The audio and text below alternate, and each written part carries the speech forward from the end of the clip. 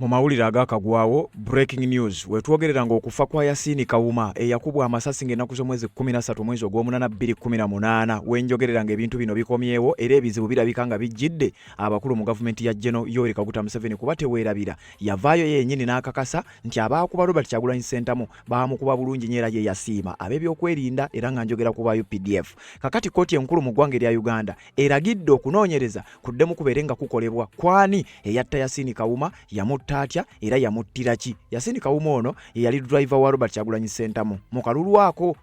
Jukira twali twakava mu by election Robert Kyagulanyi Ssentamu yali awangulidde obubaka bwa parliament mu kalulu ka Kyaddondo East. Ne tugenda mu bitundu by'e Bugiri, ne tugenda mu Jinja East, ne tuveeyo ne tugenda mu Arua ng'ennaku z'omwezi 13 omwezi gwali gwa August gwa 8 2018 Robert Kyagulanyi Ssentamu ng'agenze ku campaigningirako candidate amanyiddwa nga Kasiyano Wadiri. Kakati ku lunaku olw'okulonda ng'ennaku z'omwezi 13 waaliwo obunkenke obw'amaanyi ennyo era nga driver wa Robert Kyagulanyi Ssentamu amanyiddwa nga Yasini Kawuma yakubwa amasasi agaamuttirawo. Robert Kyagulanyi Ssentamu yavaayo n'ategeeza nti eryessasi eryakuba Yasini Kawuma baali batagitinze kukuba ye wabula olw'omukisa omubi oba omukisa omulungi kyonna bw'oyinza okiyita kubanga naye yagenda naye yali muntu. Essasi lyakwatamu Yasini Kawuma zaali ng'ennaku z'omwezi 13 omwezi gwali gwa 8 omwaka 2018. General Yoweri Kaguta Museveni ne statement poliisi gye yafulumya bo nga bagamba nti bano baakwata amayinja mbu ne bakuba emmotoka eyali mu convoy eya General Yoweri Kaguta Museveni mbu Kyagulanyi ne banne mbu era emmotoka eyo mu kugikuba amayinja kyokka ng'emmotoka yali bullet proof okusinziira ku information gye twasobola okuŋŋaanya. Poliisi yavaayo ne statement eyawakanyizibwa era akaseera kaayitawo ekitongole ekya Amnesty International ekitengole ekyo kimanyi kirondoola nnyo ebintu naddala eddembe ly'obuntu baavaayo ne bafulumya ekiwandiiko nga bawakanya statement ya poliisi gye yali efulumizza. Baavaayo ne bategeeza eggwanga erya Uganda nti oba mwagala oba temwagala muteekeddwa okugenda maaso n'okuba nga mukola okunoonyereza okw'ekintu ekikulu nga si bino bye mugenda maaso n'okuba nga mwogera. Era eyali akulira ekitongole kino omukyala amanyiddwa nga Joan Nyanyuki, Amnesty International Director for East Africa, the Horn and the Great Lakes region, yavaayo ne statement. The Ugandan authorities must immediately launch a thorough, independent and impartial investigations into how Yasini Kawuma was killed.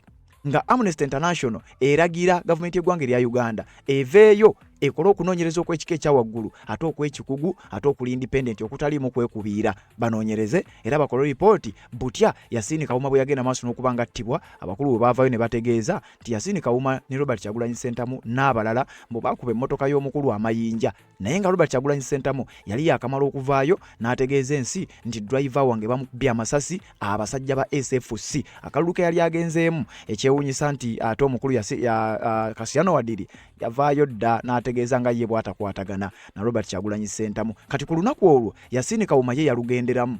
Wenjogerera akatambi kano nkakoze ng'ennaku z'omwezi 7 omwezi ogw'omusanvu omwaka 2026 nga kkooti enkulu eragidde okunoonyerezebwa kukolere okunoonyereza kukolebwe. Kwani yatta Yasini Kawuma, baamuttira ki era baamutta batya? The High Court has ordered a formal judicial inquest into the 2018 shooting of Yasini Kawuma, the driver of the opposition leader Robert Kyagulanyi Ssentamu, popularly known as Bobi Wine, paving the way for a public inquiry into one of the Uganda's most politically contentious unresolved killings. Kooti enkulu mu ggwanga erya Uganda simanyi oba eri ku biragiro byani, simanyi oba ka pressure ka Amnesty International kubanga Amnesty International okuva yafulumya ekiwandiiko kiri bino tebiddangamu kubanga bitambula era ogw'omusango kakasanga bannayuganda abasinga mubadde temumanyi nti bino ebintu bikyali nayo.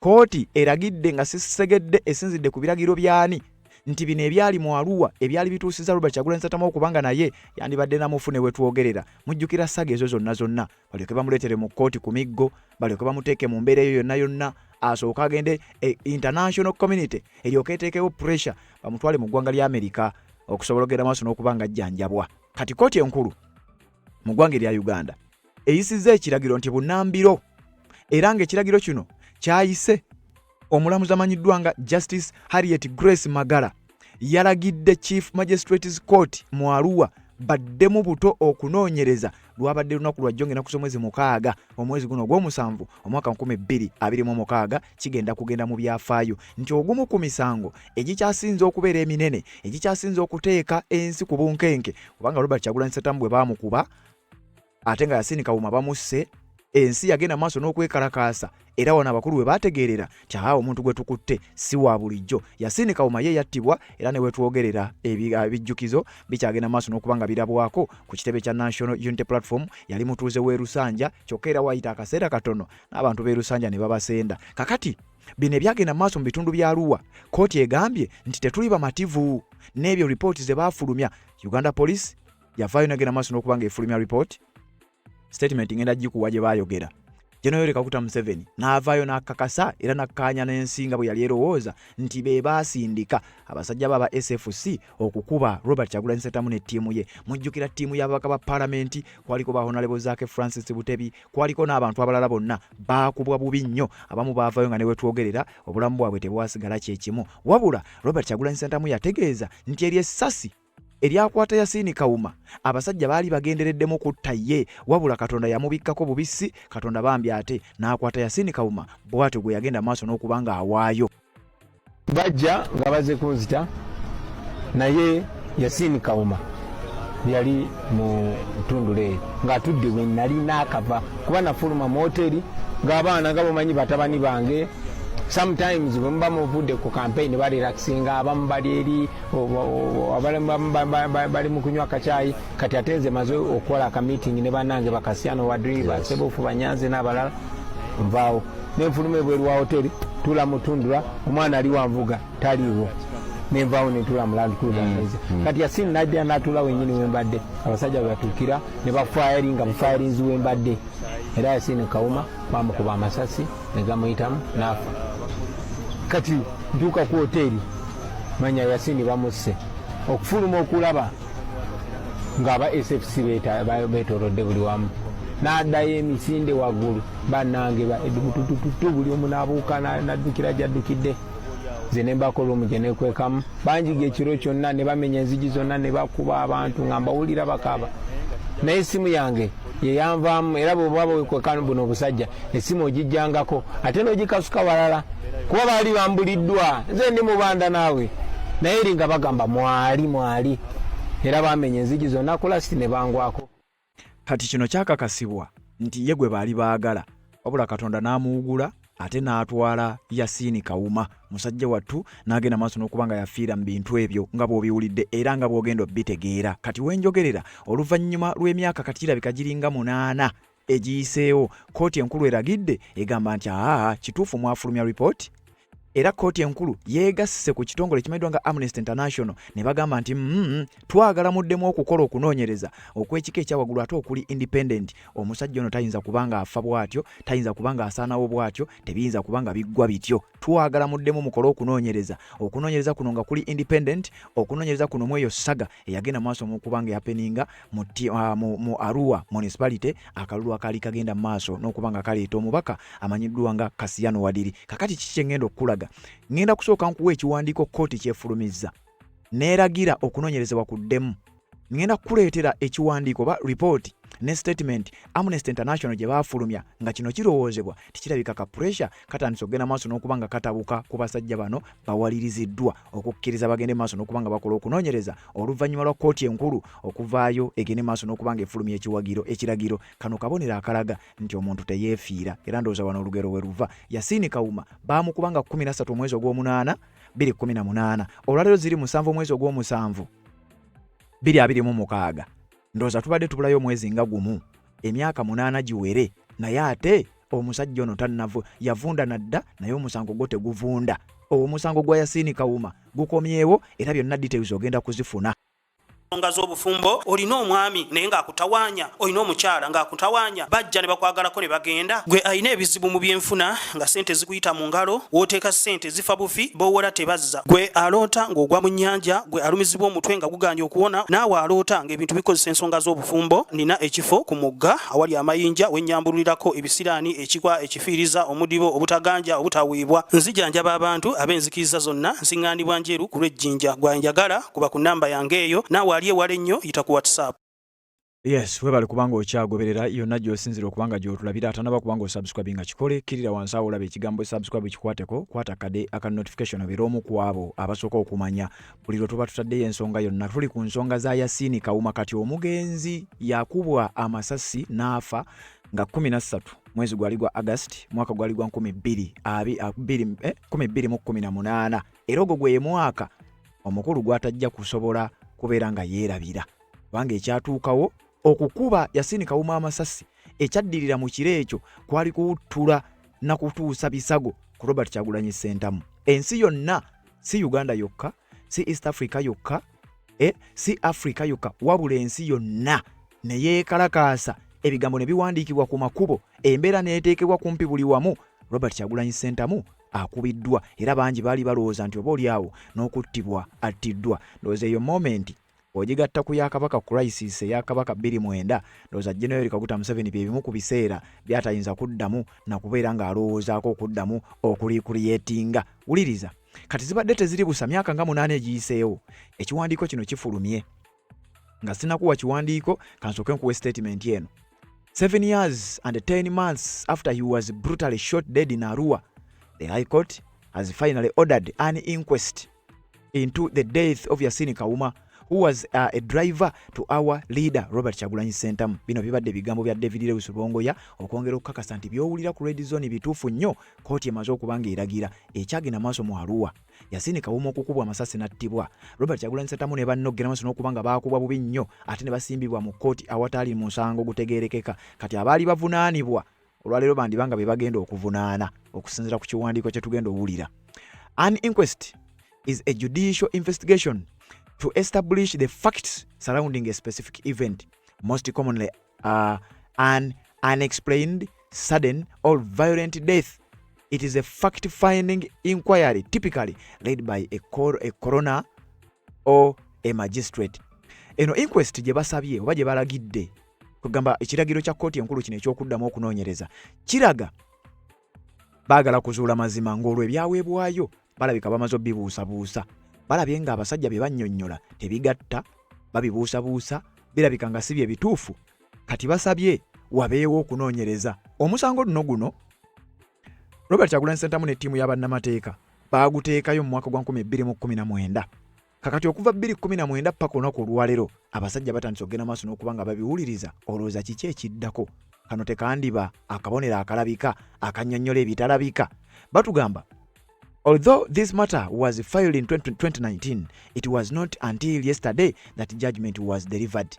Even then, and regardless of the outcome, this goes to show the importance of always documenting and filing these cases and keeping them on record. David Lewis Rubongoya agamba nti kale newankubadde emyaka giweze okuva 2019 oluvannyuma lw'okuba nti twateekayo okusaba kwaffe, wabula paka olunaku olwaleero okusaba kwaffe kuddiddwamu kubanga abakulu mu kibiina kya NUP oba People Power by then nga tenafuuka NUP be baateekayo okusaba mu kooti nti twagala okunoonyereza kuddemu kukolebwe tuleme kutambulira ku statements ziri. Statements ezo ekyamazima ziyinza okuba nga tezigatta. Abakulu bamaze emyaka egyo gyonna nga bino balinga abaabiigino walinga. Wenjogerera abasajja balabika batandise okugenda mu maaso n'okuba nga bawulira simanyi oba kaliro kavuddewa oba ka pressure kavuddewa naye ng'okunoonyereza okupya kuzzeemu okubeera nga kulagibwa. As the saying goes, omusango teguvunda. A case does not rot. Nga bwe nkugambye, eventually such cases get revisited. Omusango guzzeemu okuba nga baguzuukusa. Olowooza kiki ekiri emabega wa bino era ki ekisindiikiriza kkooti enkulu okukola kino? Special tribute to senior counsel Ladislas Lwakafuzi, who filed this matter before he became indisposed, and his assistants to continue to follow it up. Ono Lwakafuzi yagenda maaso n'okuba nga ateekayo omusango guno. Kakati ebigambo bya David Lewis Rubongoya njagadde bikuyitiramu nkulage nti eno ensonga gye tukuwa ya ddala ate ntuufu ng'era bwe kiri nti wano ku Red Zone 256 ebintu tubikuwanga bwe biba bitambudde. Kati kooti egenze maaso n'okuba nga eragira nti okunoonyereza ku musango guno kuddemu kukolebwe. Wabula kooti eno okulagira wabaddewo ebiwandiiko ebirala ebizze nga biyita.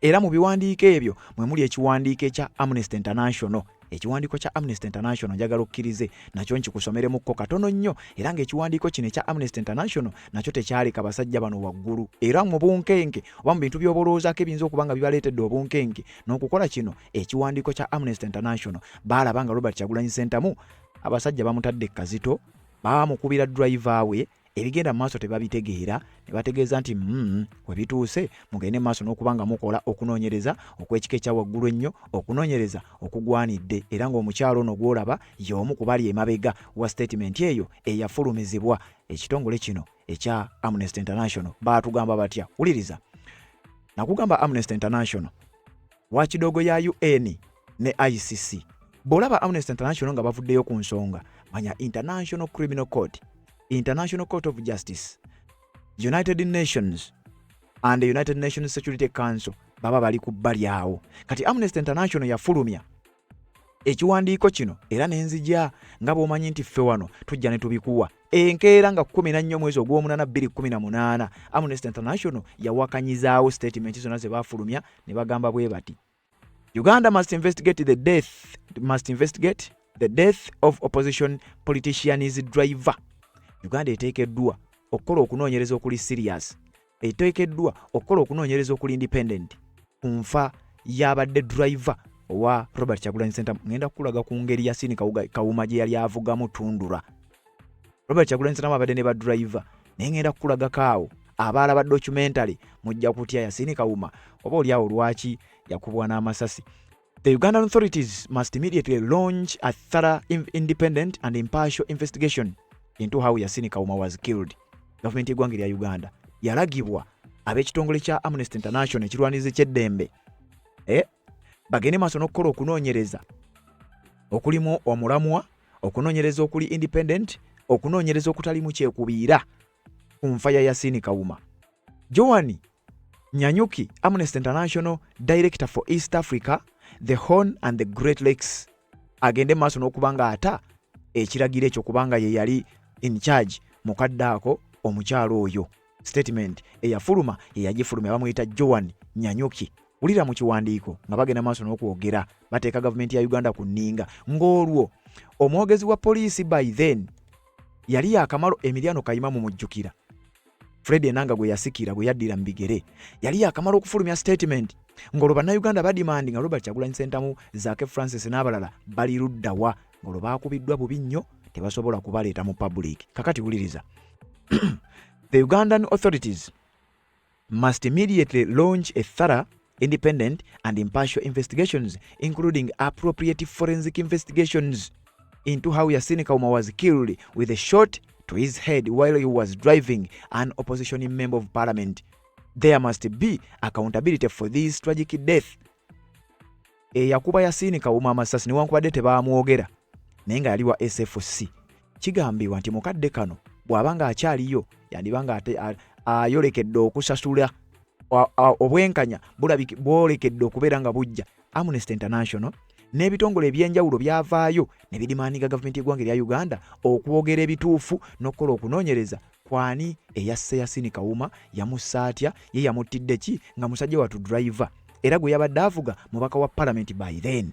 Era kitegeeza nti ono gwe yali avuga ye yali target okusinziira ku bakulu bano. The authorities must also ensure that police don't use excessive force when policing public rallies. The unlawful use of firearms in public gatherings, including political campaign rallies, should be properly investigated and stopped. Bakugamba omusango teguvunda nga bw'owulidde wali David Lubongo yanga ayogera. Bino ebintu byali bya 2018.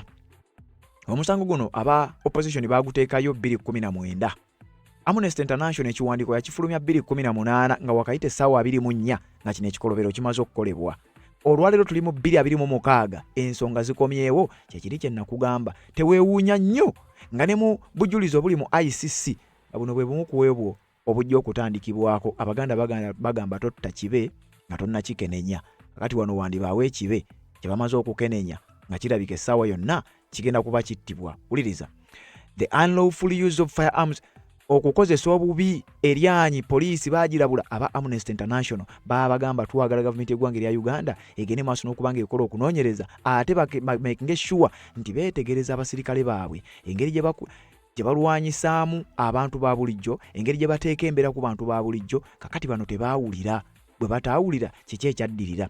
Wano Amnesty International yannyonnyola nti ono Yasin Kawuma gwe musse tumumanyi, tabadde muyeekera, tabadde na kissi, wabula abadde avuga mubaka wa parliament. Bagamba Yasin Kawuma was a driver for opposition member of parliament Robert Kyagulanyi, also known as Bobi Wine. Nti Yasin Kawuma abadde just a driver owa opposition MP Robert Kyagulanyi amanyiddwa nga Bobi Wine. The Ugandan police said Yasin Kawuma was killed by a stray bullet as police officers tried to control clashes between supporters of another opposition politician and a member of the ruling National Resistance Movement NRM party in northern Uganda on the evening of 13th August 2018. Babagamba nti Yasin Kawuma yattibwa, abasirikale baayogera ebigambo. Statement yali omwogezi wa poliisi ngenda gikuwa. Amnesty International yabagamba ekisooka campaign zaali ziwedde banga 13 ogw'omunaana. Campaign mukuggwa bano baali bavuga badda ku hotel Pacific Hotel we baali bagenda okusula. Yasin Kawuma just omulimu gwe gwali gwa kuvuga tekaali kabonero kalaga nti gwe yali avuga gwe mwali mwagala. Kyokka jjukira bw'ojjukira story eyo gye twakunyumiza. Robert Kyagulanyi Ssentamu emmotoka eyo eyatundula yali left driving ng'evugira ku left. Era emmotoka eyo nga driver yabeera ku left, bwe bavuga yabeera ku right. Okwawukanako n'emmotoka ezivugibwa wano mu Uganda. Kati nga kigambibwa mbu kirabika eyakuba yalowooza nti nina kuba ku side ya left yewali passenger gwe bavuga VIP, then eno ku right yewali driver. Kumba agenda okukuba yakuba ku left yewali steering. Ate nti mukadde ako nga wulidde akatambi k'ensooso okuwa Robert Kyagulanyi Ssentamu yali amaze okufuluma ng'olwayolekedde we bagenda okusula akebere kwegamba okwaza ekifo agenda okuwulira ekiri ebweru kirala agenda okulingiza nga Yasin Kawuma ali mu musaayi akubiddwa era mbu n'addayo mu hotel ng'alabye abasajja balabika bali mu kumuyigga era bwe batyo ne bamugoberera ne batandika okumenyaamenya buli luggi olwa Pacific Hotel. Bonna be baasangayo bagenda maaso n'okubanga batwalibwa. Y'ensonga lwaki gwazaagoberera ebintu bino nga sitole bwe tuzze tugikuwa kuba tuzze tugikuwa. Buli mubaka yenna, buli munnabyabufuzi yenna yasangibwa mu hoteli eyo bonna baavaayo bawenyera. The incident happened on the last day of campaigning ahead of the Arua Municipality Parliamentary by-election scheduled for 15th August 20.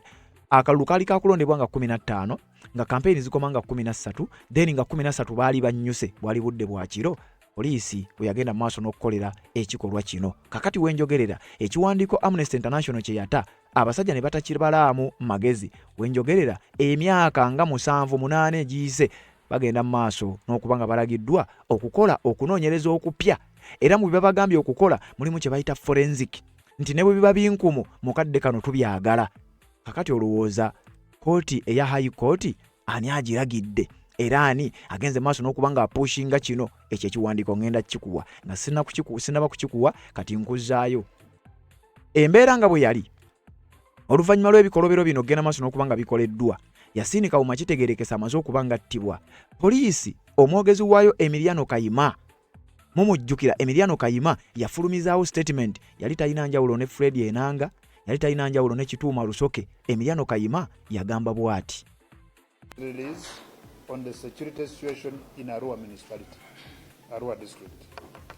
Yesterday, 13th August 2018, was the final day of campaigns to elect another member of parliament, following the assassination of Honorable Colonel retired Ibrahim Abiriga on the 8th day of June 2018 at Kawanda, Wakiso district.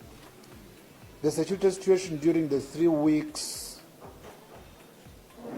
campaigns was generally calm and peaceful, giving opportunity to all the candidates to freely canvass for support. This peaceful atmosphere continued to prevail until yesterday, August 13, 2018, at around 1830 hours, when supporters of candidate Kassiano Wadri, with imported support groups led by members of parliament, Robert Kyagulanyi, Francis Zaake, Paul Mwiru, Gerard Karuhanga, and the former MP Michael Mabike obstructed and violently attacked the presidential motorcade at Prison Cell, Arua Municipality, during which one of the vehicles bearing the presidential coat of arms had its windscreen smashed. At this point, security officers intervened to contain the situation, and they indeed halted it from further escalation by use of tear gas and shooting. The situation was restored to normalcy, by which time someone who has since been identified as Mr. Yasin Kauma, a resident of Lusanja, Nangabo Sub-County, Wakiso District, was established to have succumbed to a gunshot. His body has been taken to Arua Hospital for post-mortem. It should be noted that earlier in the day, at around 1600 hours, 4 p.m., as the president was coming to Boma grounds for this particular rally, there was an incident where a grader, registration number UAP 064R, wrapped in red ribbons similar to those of the attackers,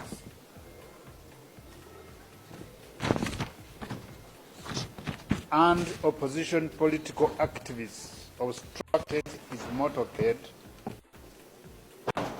at a place called Transport Junction Road. This grader and a Tundra vehicle, registration number UAJ 416K, in which Yasin Kauma's body was found, have since been impounded and are currently at CPS Arua.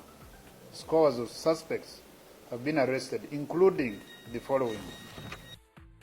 Kati Emiliano Kayima mu statement mu bigambo General Kaguta Museveni yayogera mbu Gureda ne Tundura mbuze baali bavuga Robert Kyagulanyi Ssentamu ne banne nga bw'ogenda obbawulira amannya bw'agenda obbasoma babo asomyeko abamu ku bo nti baali bavuga Gureda nga bavuga n'emmotoka ya Tundura eyo gye nakugambye Robert Kyagulanyi Ssentamu gye yali atambuliramu nga Yasin Kauma yagivuga.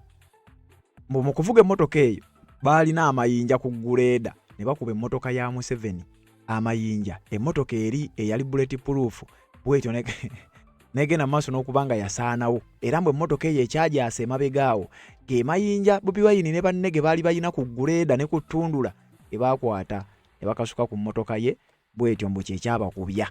Kakati Emiliano Kayima afulumya statement olwo enkeera bino byaliwo nga 13 ogw'omunaana ono ayogera nkeera nga 14 ogw'omunaana.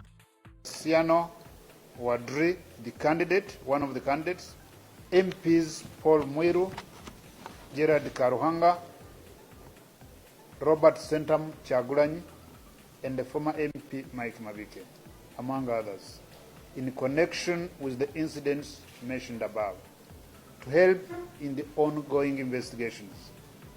We caution members of the public that it is criminal to obstruct and attack the presidential motorcade, as it contravenes the Traffic and Road Safety Act as well as provisions in the Penal Code Act. To that effect, it is incumbent on all members of the public to be conscious and desist from ever attempting to engage in such acts of criminality that often result in regrettable consequences as seen above. Our readiness to secure the election tomorrow is total. We encourage all voters in Arua Municipality to come out and exercise their constitutional and democratic rights to freely cast their votes for their preferred candidates, and the general public to freely go about their business without fear. I thank you. Oyo bali bamuyita Emiliano Kayima eyali omwogezi wa poliisi era ng'ebigambo bye tebyayawukananga era byali tebyawukana nnyo na by'aboogezi ba poliisi abaddako okwali Fred Enanga n'abalala. Wabula nga mu bye yayogera emmotoka eyo yawambibwa mbu ne guleede eri gye baalina nti nayo yawambibwa. Kati njagala owulirize by'owulidde Emiliano Kayima nga annyonnyola oba bye yannyonnyola enkeera nga ennaku z'omwezi zaali nga 14 omwezi ogw'omunaana 2018. Ebigambo ebyo byawakanyizibwa era Amnesty International bye yasinziirako neetegeeza nti muddeemu mukole investigations eziri serious kubanga bino ffe tetubikkiriza bye mwogera birabika si bwe byali. Embeera yali ya bunkenke era bino byonna kigambibwa okuba nti baabyogeza kutya. Kooti ebagambye muddeemu mukole okunoonyereza, muddeemu mukole thorough investigations. Ku luno twagala n'ebinkumu wabula ng'ekyaliwo Yasin Kawuma yakubwa amasasi. Focus yonna neteekebwa ku Yasin Kawuma naye kyazuula luvannyuma nnyo ti Robert Kyagulanyi Ssentamu yali target era n'okuwonayo kwe ekyamazima kwali tekusuubirwa. Ebigambo byonna nga bw'obiraba Freedom People Power n'ebirala abikyusa okusinziira gwe nga bw'ogitegeera, naye amawulire ge tulina okuva mu ttiimu yaffe eri mu kibuga Arua ogwo Musaye nga bw'ogulaba okuva mu mmotoka eyo era nga kigambibwa nti omudereeva oyo abadde mu mmotoka mwennyini esasi mweyandibanga mweliyinza okuba nga mwelimusanze.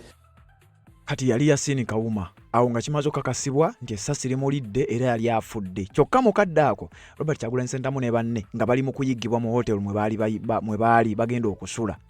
Kati Emiliano Kayima ng'agamba nti emmotoka gy'olaba eyali etambuza Robert Kyagulanyi Ssentamu eyatundula mbu kwaliko entuumo y'amayinja nga balina ne guleeda nti baagikuba bakwata amayinja ago ne bakuba emmotoka ya Museveni n'eyatika. Kakati nti yensonga eyali ebavunaanibwa. Wenjogerera kooti ebagambye muddeemu mukole okunoonyereza, ffe bye mwatugamba tetwabitegeera. Kakati ekinaddako n'awulira kansooke nkuzzeeyo ku ssiini nga bwe kyali then oluvannyuma nzije nkulage emmotoka eno looza lwaki baagiwamba n'okugiwamba. Wuliriza ebyaliwo.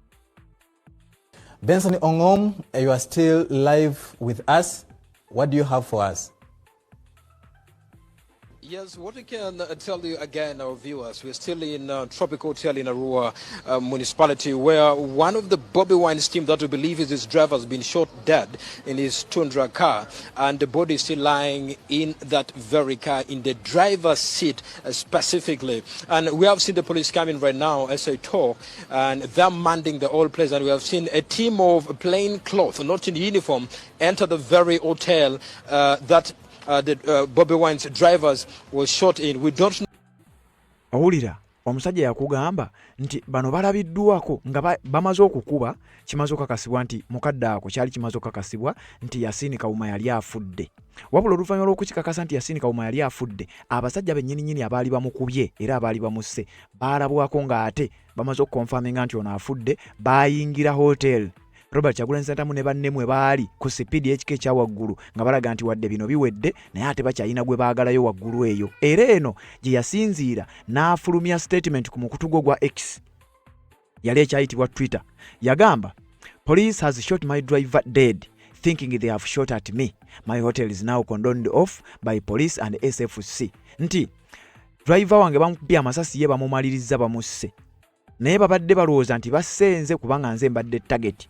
Wabula driver wange ye bamumaze era wenjogerera aba police ne SFC bali mu kwambuka mu kufeffetta mu hotel mwendi mugenda maaso n'okubanga mbe oba mutu bali tugenda okusula bali mu kufeffetta Robert Kyagulanyi Ssentamu ne ttiimu ye. Era mukadde ako eno emmotoka yawambibwa. Kakati njagala owulira ebyaddirira. Jjukira nkugambye nti mu kubudde buno kampeyini zaali ziwedde, baali balonda 15, 14 balina okuwummula then 13 lweziggwa era baasiiba mu kampeyini ku olwo. Kumba abakulu babala bamanyi nti gwe tukwagala, wabula Katonda yamubikkako akasubi bw'atyo n'agenda maaso n'okusurvivinga.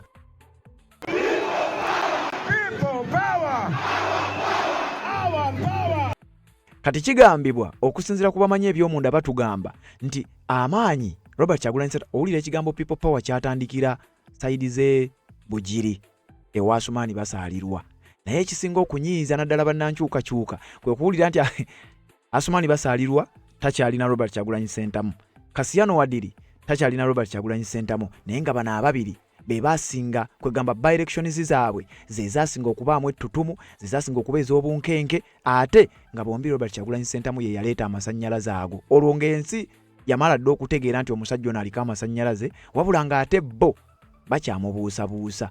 Kakati mu bitundu bya Bugiri municipality nga twakamala okuvaayo waliwo zi by-election ezaali ez'okumukumu Rukungiri municipality, wali abantu ebitundu ebirala bingi nnyo, naye nga buli by-election Robert Kyagulanyi Ssentamu gy'agendako ebintu tebisigala kyekimu. Abasajja ne batandika okwetegereza nga balabagana amaanyi omuntu ono galeese mangi, era wano we wava ekirowoozo ekigamba tibandibanga ono gwe baali baagala okumaliriza. Ekyali kivudde e Bugiri baali bamaze okukiraba, kati nga kivudde e Bugiri kyolekedde Arua, Robert Kyagulanyi Ssentamu ng'agenze ku campaigningira Kasiyano wa Ddiri, era okutya n'obunkenke byetimba abasajja bano oluvannyuma lw'amaanyi ge walaba era gonjagala olabe mu katambi kano.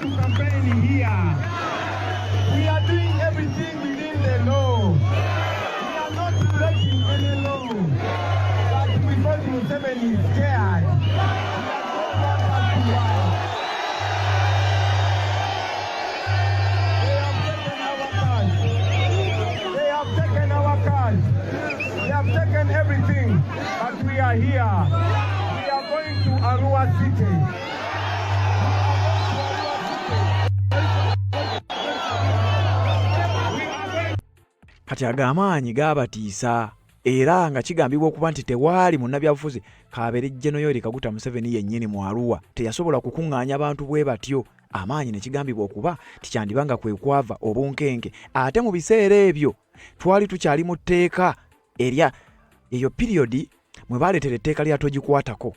Era etteeka lya togikwatako lino okumanya amaanyi ga Robert Kyagulanyi Ssentamu gaatiisa abakulu bano, ne kkooti ne weetuusa okugamba nti muveeyo muddemu munoonyereze ng'ekyamazima byabasukkako. Njagala owulirize bulungi mu eyo periodi eyo we twafunira nga Robert Kyagulanyi Ssentamu amaze okukuŋŋaanya amaanyi, amaze okukuŋŋaanya abamu ku babaka nga batandise omukkiririzaamu, abasajja nga baali tebaakibuuka mu ntandikwa, tebaamanya nti ono omukulu ali mu kubaako ekyenjawulo ky'azuukusa.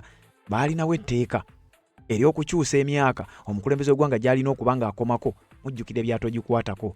Kati mu togikwatako awo Robert Kyagulanyi Ssentamu ng'akuŋŋaanyizza ababaka abawerera ddala, era nga abasajja batidde okujja kwa Robert Kyagulanyi Ssentamu mu paalamenti muno kuyinza okukyusa ebintu bino era biyinza otukaluubiriramu. Abasajja ki kye baakola? Baatandika okukola house arrests ku bannabyabufuzi ab'enjawulo nga Robert Kyagulanyi Ssentamu kw'omutadde, wabula tebaamanya nti ono gwe bakozeeko house arrest ekyamazima teyali wa bulijjo, era house arrest eyo bagenda okutuukayo nga yeewuwe taliiyo. Baagoba emmotoka. Kati ekimu ku bigambibwa okuba nti Yasin Kawuma ono abasinga obungi temwamutegeera era bangi baamusubwa nnyo. Yavuga emmotoka nga tannakubwa masasi, tannafa. Wano mu togikwatako yavuga emmotoka Yasin Kawuma ensi bwe yategeerera nti emmotoka eyo gye yali avuga yali mu Robert Kyagulanyi Ssentamu, ng'ekisooka gwavuga mubanda ng'abasajja abatolokako, ekyokubiri ng'avuga emmotoka mukugu ng'alinga avuga ezaali mu Fast and Furious. Egenda okutuuka wano waliwo jjaamu, waliwo kajjaamu akakutte, emmotoka tezitambula. Kati nga bwe gwali waliwo kabangali ezajja, lengera waliwo ezajja. Jukira bagambye nti mission yakulemesa abo batawagira tteeka likukusibwa kutuuka mu parliament, sibalina kutuukayo. Kati zize ono agikuba ara kabangali agikiike bamulemese ogenda babano. Kati omwana n'abala tundura nakuba encungwa nazinga abaleseeyo, lengera laba ekyuma, laba ekyuma, wulira ekizoosi gwe bannange, laba ekyuma anyaka ekikwa tondra Tundra yiri nemano baba no jamu mungi yabuka mu mama abuse mwabukidde piki ati bano bagenda okutuuka oli mu banda wa mugeto abuse mu motoka nalinya piki omusajja aliwo tugambye omuleeta wuwi mpako nawe nja kukubuulwi. Kati ebiseera ebyo abasajja beebuuzanga ono tugenda kumukola tutya, ayingidde palamenti atandise okuteekamu ababaka ekibuli n'embeera y'okuwakanya mu biseera ebyo. Era ye ngumi eyanyooka ne mu palamenti kakati musajja wattu Yasini Kawuma yali avuga emmotoka eyo, era ye yateeka abasajja ku bunkenke. Kakati bw'atyo yagenda maaso n'okubanga yakubwa amasasi era n'afuuka omugenzi ng'ennaku z'omwezi 13 omwezi gwali gwa 8 omwaka 2018. Kakati nga yakafa. Okumanya bino byali bizibu nnyo. Waayita akabanga katono nnyo abasajja ne batandika okugenda maaso n'okubanga batwala obuyambi mu maka ga Yasini Kawuma. Uliriza nno nkutwala ku nsonga za kkooti lwaki eragidde okunoonyereza kuddemu kukolebwe. Mu maka ga Yasini Kawuma abasajja bano baatandika okutwalangayo obuyambi. Wabula obuyambi abamu ku baali bakyala ba Yasini Kawuma abaali sirias baabugaana. Okunoonyereza kukyakolebwa ate mwe mutuleetera obuyambi ate buva mu gavumenti mwennyini no nga waliwo ebitagatta.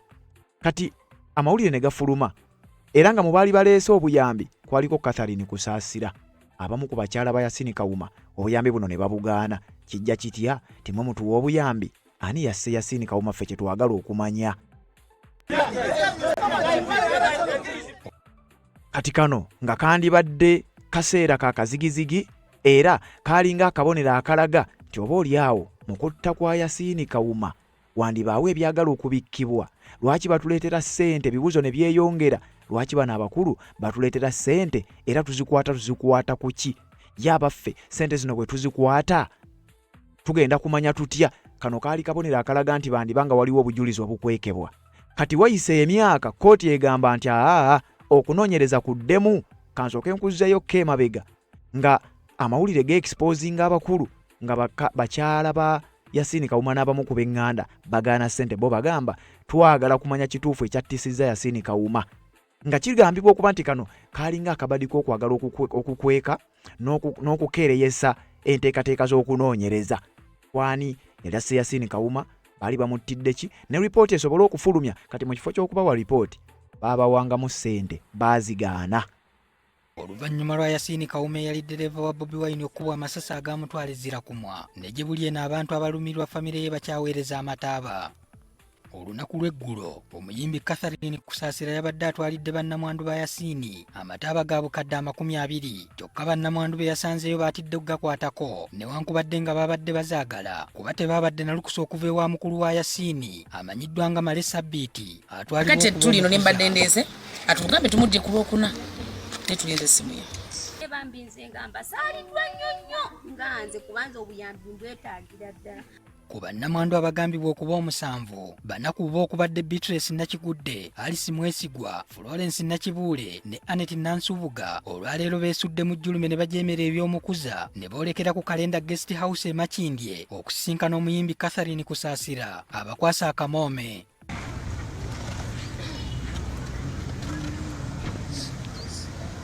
Kino kitadde Kusaasira mu kattu eyabadde yasazewedde ensimbi ze baaziza ziwe taata wa Kirumira ng'amataaba olw'okufiirwa mutabani we nga naye yakubwa masasi.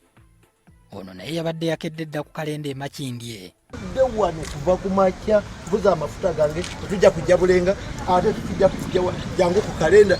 Taata wa Kirumira yeecwacwanye oluvannyuma lw'ensimbi ezaamuyitiddwa obutazifuna nga kiteeberezebwa kyate Kusaasira yeekyusizza asooka aziwe bannamwandu.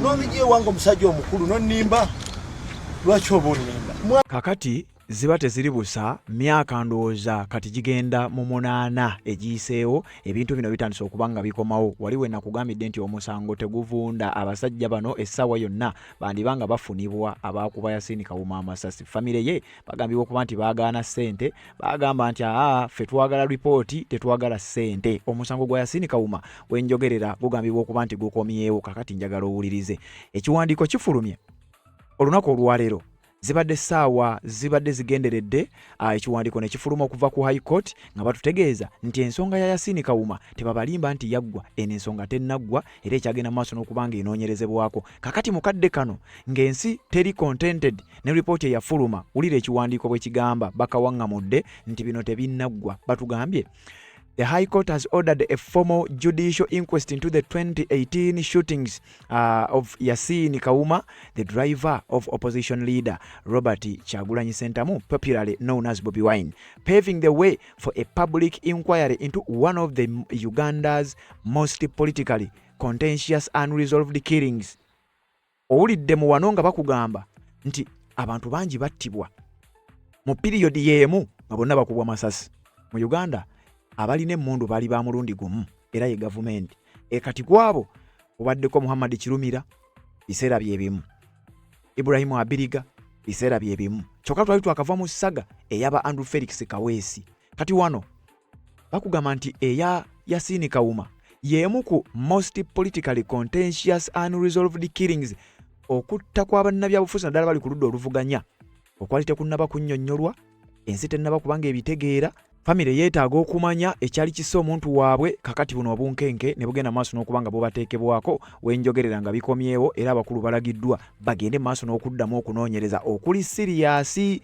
Kano kabonero akalaga ti kakati ne kooti either wandibanga waliwo ka pressure oba si kyo ng'ebyakunoonyereza kooti teri satisfied nabyo. In a ruling delivered on July 6th, 2026, Justice Harriet Grace Magara directed the Chief Magistrate's Court in Arua to conduct an official inquest into Yasin Kawuma's death, saying it was just and unfair, and in the interests of justice, the deceased's family and the public to establish the facts surrounding the killing. Omulamuzi wa kooti enkulu ennaku z'omwezi nga 6 omwezi ogw'omusanvu olunaku olwajjo yavuddeyo, bamuyita Justice Harriet Grace Magara, yavuddeyo n'alagira omulamuzi wa kooti ya Arua ne poliisi ya Arua baddemu mu ngeri ew'ekitiibwa n'okubalamu abantu amagezi bakole okunoonyereza okupya nti bannayuganda bakyetaaga okumanya ekituufu kyali ki ekyattisa Yasin Kawuma, ani omutuufu yatta Yasin Kawuma, era ne famire ya Yasin Kawuma beetaaga okumanya ebitambuliro bye byetoololera ku nfa y'omuntu waabwe. Ne batugamba the ruling arose from miscellaneous cause number 0008 of 2019 filed by Kawuma's widow Alice Mwesigwa, who sought court interventions to compel the government to investigate the circumstances under which her husband was killed. Nti kooti ebadde ngegezaako okwanukula okusaba kw'omu ku bannamwandu ba Yasin Kawuma mu musango case number gye baatuuma 0008 eya 2019, ng'omusango guno gwateekebwayo nnamwandu eyamanyiddwa nga Alice Mwesigwa eyali agezaako okunoonya obwenkanya ng'ategeeza nti gavumenti ayagala gavumenti enoonyereze bamuwe ripooti, era bwe kiba kyetaaga na kuliyirirwa ajja kuliyirirwa, naye ate kooti egasseemu egamba bannayuganda beetaaga okumanya ekyattisa Yasin Kawuma, famire ya Yasin Kawuma beetaaga okumanya ekyattisa omuntu waabwe. Bwe kiba kyetaagisa abagenda maaso n'okubanga bavunaanibwa mu musango guno baba naazuulibwa nti be bali mabega wa bino bagende maaso n'okubanga bavunaanibwa. Naye teweerabire mabegako wali nkusomedde ekiwandiiko ekyafulumira ku Amnesty International kye baafulumya nga kiraga waaliwo ka pressure akalala akali outside kano. Mwesigwa had sued the then Minister of Internal Affairs, General Jeje Odong, and the Attorney General, asking court to direct the minister to appoint a coroner to conduct the inquest. Mukyala wa Yasin Kawuma nnamwandu mu fayiro ye yateekayo eyali Minister wa Internal Affairs, General Jeje Odong, ne Attorney General bagende maaso n'okubanga bannyonnyolera baapointinga omuntu agenda okunoonyereza nga tagenda kwekubiira. Kakati wenjogerera myaka giijo gigenda kusukka 8 okusaba kwa nnamwandu n'okuwa abakulu mu kibiina kya National Unity Platform kugenze maaso n'okubeera nga kuwulirwa, era essaawa yonna bino birabika byandivaamu oba oliawo byobadde tosuubira. Justice Magara rejected those obligations, observing that the post-mortem evidence confirmed Kawuma died from gunshot wounds and severe brain injury, facts that were not disputed by the state. Nti biri ebyalimu okunoonyereza kiki ekyamutta y'omulamuzi yabigaana era yabigaanye agamba nti just tunoonyereza ani yamutta era yamuttira ki. naye ekyamutta tukijjemu mu bigenda okunoonyerezebwako kubanga ne postmortem eraga ate n'ensi yonna yakiraba tiyasinika omwoyo akubwa masasi era amasasi ago ge gamutuusako damage yamutta. Kati mufo ky'okumala obudde nga tunoonyereza ku baamutta batya tumale budde nga tunoonyereza ku ani yamutta na nsonga kye yamuttisa. Newankubadde ng'oboolyawo bannayuganda bayinza okuba bagimanyi nga bwe nkusoose okuyitira emabega eri yonna n'embikulaga ono omulamuzi agamba nti kati obudde tubumalire ku ssira tulisimbe ku lwaki baamutta, baali bamuttira ki n'ebyagoberera byonna ku fayiro eno kwebiri. Bano baasibwa, abamu baakubwa, abamu baatuuka n'okubanga nakati bakyayina obuvune n'ebirala byonna nga bwe bizze nga bitambula bozze ng'obiwulira. Ku mukutu guno bw'oba tonaba kuba ng'osubscribe nga kikole okkirira wansi awo olaba ekigambo subscribe n'okikwatako n'okwata kade aka notification n'obeera omu ku abo abasooka okumanya buli we tuba tutaddeyo ate ne tugenda maaso n'okuba nga tutambula. Neebaza abajja mu comment section ne muteekayo obubaka. Mami wange Mami Elizabeth okuva e UK, Mama Kevin okuva e Switzerland, Mama London okuva e UK, mukadde wange David Mukasa okuva e UK, mami wange Irene okuva Spain, mukuru wange Abdu okuva South Africa, bannyinaze ne baganda bange abali Saudi Arabia ne Middle Eastern countries n'abalala mwenna abagoberera omukutu guno mbeebaza nnyo okubanga mutambula naffe ebbanga lyonna. Genda mu comment section teekayo obubaka ku nsonga zino zennyini tubeere nga ate tuwuliziganyamu updates eziba zigenda okuba nga ziddako. Nsonga z'obufumbo olina omwami naye ng'akutawaanya, olina omukyala ng'akutawaanya, bajja ne bakwagalako ne bagenda. Gwe alina ebizibu mu byenfuna nga ssente zikuyita mu ngalo, w'oteeka ssente zifa bufi b'owola tebazza. Gwe aloota ng'ogwa mu nnyanja, gwe alumizibwa omutwe nga guganye okuwona, naawe aloota ng'ebintu bikozesa ensonga z'obufumbo. Nina ekifo ku mugga awali amayinja wennyambululirako ebisiraani, ekikwa, ekifiiriza, omudibo, obutaganja, obutawiibwa. Nzijanjaba abantu ab'enzikiriza zonna, nsiŋŋaanibwa njeru ku lw'ejjinja. Gwanjagala kuba ku nnamba yange eyo, naawe ewala ennyo yita ku WhatsApp.